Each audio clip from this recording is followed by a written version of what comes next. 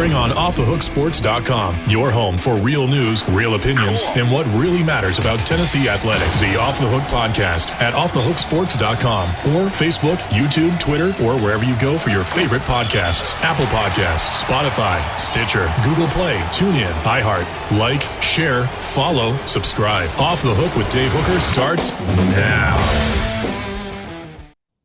Where will Lane Kiffin, when it's all said and done, be remembered in the evolution of college football offenses? We discussed that with Chris Landry. It's brought to you by Craft Treats. Go to crafttreats.com. Your pet can chill out, even during storms, even during those July the 4th fireworks that my wife got so mad at me for shooting off and upsetting my dog. But the dog wasn't as bad because we gave him the Craft Treats, CBD treats that will help cool your dog out. Just chill out, especially during car rides. Like and subscribe to this video if you like Chris Landry and maybe you like me a little bit. We would appreciate that. Again, like and subscribe, and you will get sneak peeks that you're going to get days before everybody else. All right, Chris.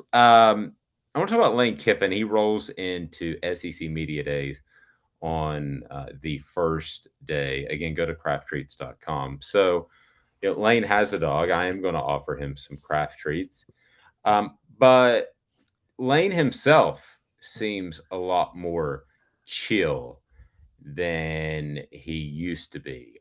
He seems to have, I don't know what you hear from other coaches, but that's why I ask, is he seems to be more comfortable in his own skin. Whereas I always thought dealing with him, even though he and I got along great, that he had some he had some social anxieties in terms of being around other people. How much do you think he's changed as a person over the past 15 years? Well, I think he's changed a good bit. I think we tend to, and it's not an excuse. He got the old saying, there's a lot of belief that, the old born on third base and think he hit a triple. It was with Lane. A lot of it was a lot of success came to him early. His dad, who I love and good friends with, is a great legendary coach. Lane got opportunities early. He was bright. He learned, but he was kind of that new age to where, paying dues and whatever. He was, had the glamour were a lot like his dad in that era. You wanted to be a coach because you loved to teach, and the money and all came later. Now I think what happens with a lot of younger guys, and I don't want to sound like the get off my lawn guy, but it is more of they're attracted to the lifestyle of I'm on TV all the time and I'm making big money. And I like football. Lane was someone that you're right, he was a little bit socially anxious, but I think he was a little immature too. I think he liked the football stuff, but he liked the success, and I think he had a lot of it early. And I think a lot of it was thrown off by he got a and he was known for hiring really young guys that were maybe unproven, but Al Davis hired him, and that didn't go well, and a lot of people threw that off to, well, it's Al Davis and he's kooky, and all those things are true, but Lane was a little immature, and I think what's happened now, I think um, his dream job was USC. It was a flop. The program didn't have any discipline. He was only interested in football and play calling, and he didn't understand how to be a CEO of an organization, and he flopped. He failed. He got welcomed in by Nick Saban. Couldn't be two different, better examples of two different personalities than Lane and Nick. Admired Nick, liked a lot of that, but hated a lot of the way it was done. And, he didn't believe, he goes and he does his own thing, but he puts his own touch and his own personality on his program. Certainly not Ole Miss and at FAU. So, but he learned a lot of the CEO and the mature concepts that I think, quite frankly, he lacked even when he got the job at Tennessee.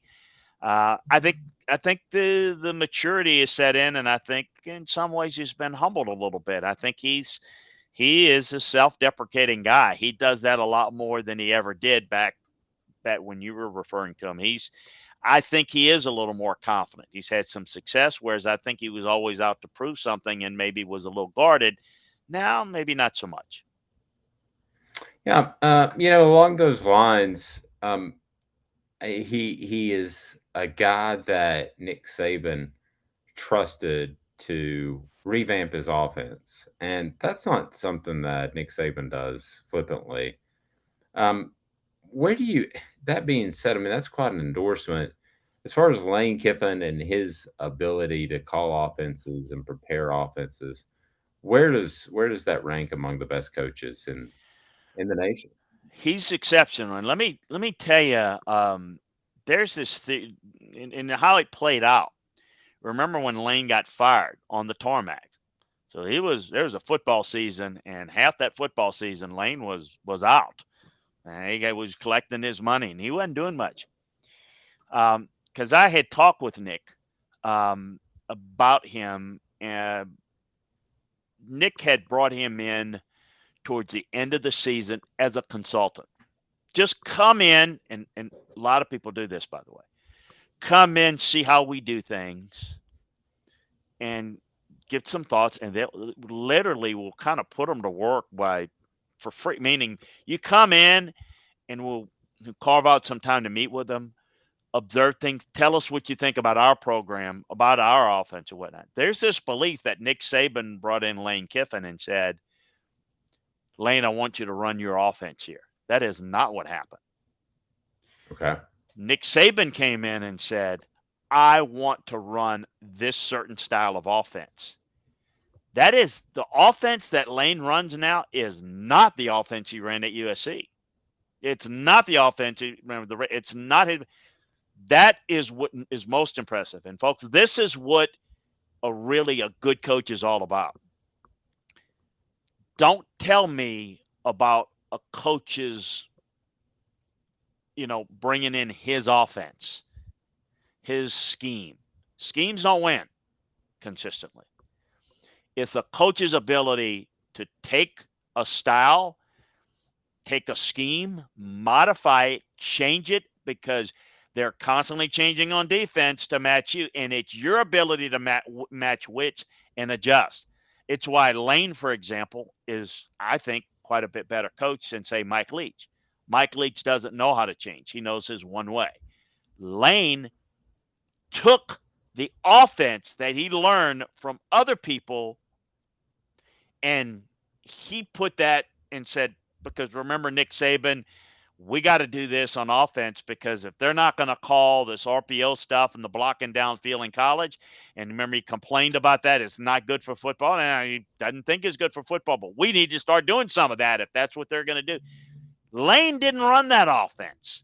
Lane learned that offense and implemented that offense and has run it, since his Alabama days and at FAU and now at Ole Miss. And he's modified a little bit. And a lot of the people that he's brought in, like the tempo that he runs, that was all Jeff Levy, who came from Art Brow's background. So I am really impressed.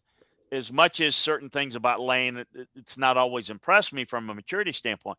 He's very bright, and he can learn and study and adapt, because, again, he didn't invent this offense. He took the offense that Nick wanted and said, you need to show me, during this time that he was kind of visiting and just observing. He gave him some assignments, Nick did, on study these things. These are some concepts, and come to me how you would do it. And it was based on that he said, I'll hire you. Now, it was a personality struggle, and getting Lane to be on time for meetings and all that was, he challenged Nick, and Nick had to strike the whip, and probably on the sidelines just blew up, maybe too much in front of the cameras. But it was a perfect marriage of football. It was not a perfect marriage of convenience and personalities. So you're telling me that Lane learned as much from Alabama as maybe he knew going in, and that's what helped him become an elite offensive coach. Yeah, well, Lane learned more about organization, discipline, Okay. how to put together a strength program. Nick Saban didn't tell Lane run our Alabama offense. Nick Saban said our offense needs to change. I want to do some of the things that will be done in the RPO stuff and all that. These are not things Lane was running at USC. It was Right. very pro style and everything. But that to me is Lane was very good as a play caller, very good as running that style of offense at USC when he was an assistant under Pete Carroll. And, to go and learn a different style and to put different things, he learned that Lane was really good at adapting, that was the test, so to speak. It was like an internship, if you will, a 2-month internship. You realize that this person is very, very good, is adaptable. This is the type of person that can implement it, because what was going to be implemented at Alabama was something that they had not been doing. And it was not something Lane was doing. But Nick didn't want somebody to come in and bring in an offense that is a style, because a style and a scheme doesn't last unless you can adapt and adjust that scheme. He learned that Lane was very adaptable, because Lane went and took things from different offenses that Nick liked and Lane liked and brought it to Nick and said, "This is what I think." And Nick was very comfortable with how Lane was able to quickly adjust that, to the point where he hired him as a coordinator at the end of that little stint. And of course, the rest is history. We kind of know what's happened back, but that's the backstory of how it's done. And listen, if he doesn't get fired on the tarmac, he's coaching at USC all season long. Marriage probably doesn't happen, because there's probably not enough time. He was doing that for almost half a season, Dave. Maybe not quite Yeah. half the season, but almost half a season. He was fired midway through the season. Timing's everything. And this is, again, it's about Lane, but that's the beauty of a Nick Saban, to recognize, middle of a season, and again, who was Lane's agent? Is Lane's agent Jimmy Sexton? Right. Okay, so that's the connection, and those are it got them together, and look, it'll help Lane. I don't know that Nick felt this was going to be this Shangri-La and it was going to work. It was something that Lane wasn't going to mess anything up at Alabama. I mean, it was in control. He was just he wasn't talking to the coach. He was just observing. So he gets to learn, but Nick benefits. Boom. It timing's everything, but being able to say, yeah, let's do that and let's try that. He's done that all along. We know the Butch Jones coming in. I mean, he's brought in a lot of those guys. Sometimes it clicks, sometimes it doesn't.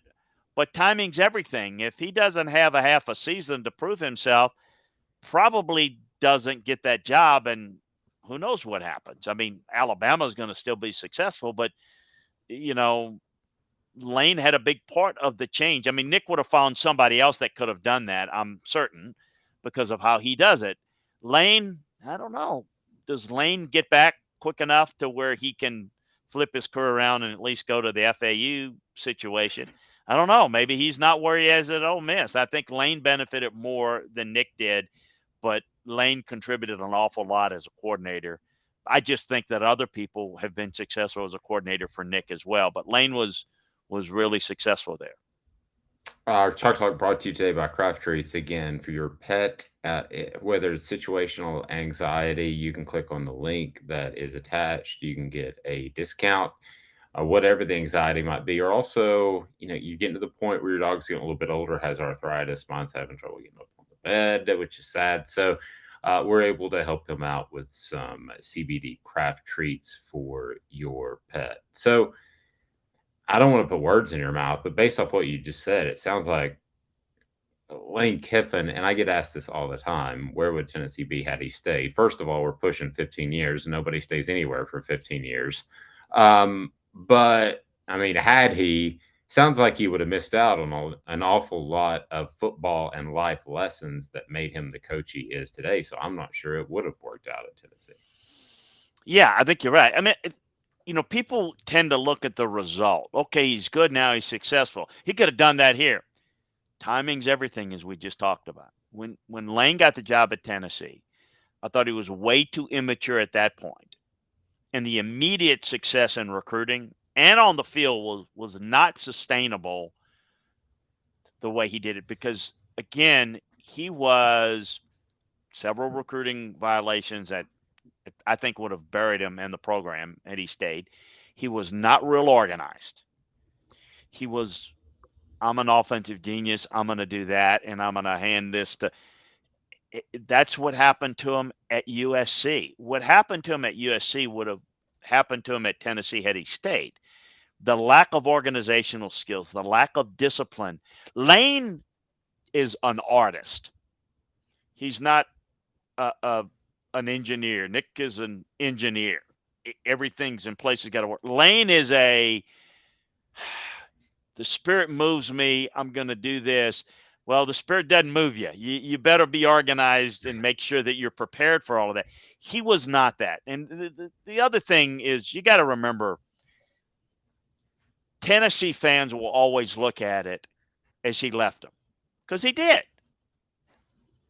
But the USC job was his dream job. And if it had nothing to do with leaving Tennessee, that just happened to be where he was. If the USC, at any point, the USC job would have opened up while he was at Tennessee, while he was with the Raiders, while he could have been at LSU, he could have been at Alabama, he would have left to go to USC. That was his dream job. So if the timing was bad because he spent 1 year at Tennessee and it looked bad and it felt bad and it felt hurt. But what you saw at USC with Lane is what you would have saw at Tennessee with Lane. It would not have worked. If and it's not going to happen, but if USC offered him the job today, he'd leave tomorrow. I mean, Lane tried to get in on the LSU job. He tried to get in on the Florida job. He never even not even got a call. He was very interested in Miami. Miami considered it, but they preferred Cristobal, and he was interested in Oregon. So the other thing would have been he would have probably, if it not had been for USC, I think people think, well, he would have been great. He'd have been at Tennessee. I don't think that maturity period. I think the failures at USC humbled him to where he got the background with Saban at Alabama, and he contributed a lot, but learned a lot, I think is the reason why he's come full circle. We're a product of our experiences. Had he not had those experiences, I don't think he would have had any more success at Tennessee long term than he would have at USC. He'd have a much better job of being successful at Tennessee if he would go back to Tennessee. And I'm not suggesting that would ever happen. I'm just saying, just in terms of he knows more, he's better skilled, and I think Lane is in a better position maturity-wise, experience level-wise to be successful wherever he is, and it is at Ole Miss now. But he also knows there's a ceiling at Ole Miss. I think probably Lane's immaturity would have, if he'd have been at Tennessee, it would have had problems in recruiting, and I think he would have jumped ship before it got really bad for him, and I think Tennessee would have been left to deal with the problem. And you say, well, that's what happened anyway. It's correct. It's just he might have been there 5 years, 3 years, and there would have been further NCAA violations thanks to Lane and his buddy Ed Ogeron that were major issues that would have gotten Tennessee probably in further difficulty. Now, I don't know. Things are more lax. The NCAA is maybe you can get away with it more. But back then, I think he was headed towards problems. But people think the 1 year success and the recruiting that had he been there, it'd have been really good. And man, we'd have never gone through those coaching changes. You're right. And it wouldn't have maybe been as bad to go through coach after coach after coach, but I don't think it would have been much better, if at all, had Lane stayed there. I mean, I think it probably would have been better. It'd been better than going through Dooley and all of that. But I think it would have gone up a little, and boy, it would have begun to. I don't think it would have been a hard crash. I think it would have been a slow descension of like a plane running out of gas, and they're 10 miles from the nearest runway. They would have had to land somewhere, and he would have parachuted out, and Tennessee would have had to deal with it. So, that's kind of how I think it would have played out personally. We'll never know, That is right? that is so interesting. That is so interesting. Man, Chris, awesome stuff as always. Go to LandryFootball.com. I'd never thought about it in those terms. That half season. That's phenomenal. Well, we'll see if we know he's going to be at SEC Media Days 2022. We don't know if he'll be at 2023 because he might just have his eye on another job like the ones you mentioned. But for Chris Landry, I'm Dave Hooker. Again, brought to you by Craft Treats. They have the CBD cannabinoid dog treats and pet treats that will help your pet chill. That's what you want, just chill. So that again is Craft Treats. Go to crafttreats.com attached to this YouTube video where we want you to subscribe and we certainly appreciate that. You will find a link that you will get a 15% off code just for clicking on it. You don't even need a code. It's Dave Hooker for Chris Landry. This has been a presentation of Off the Hook Sports.